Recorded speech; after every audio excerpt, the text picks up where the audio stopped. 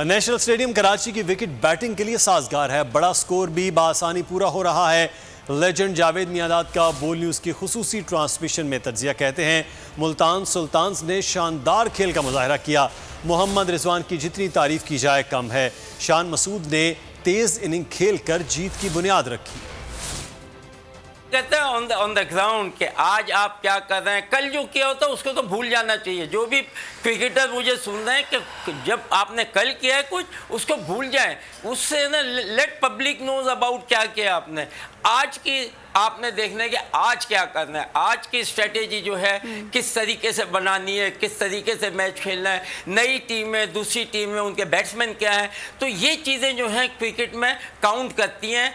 Next जो matches हैं जी, अगर जिसके भी हैं उनको गिले ग्राउंड पे ज़रूर खेलना चाहिए।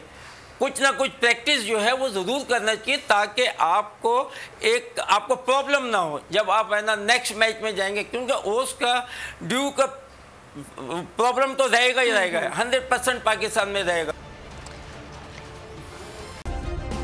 सब्सक्राइब करें और बेल दबाएं ताकि कोई खबर रह न जाए।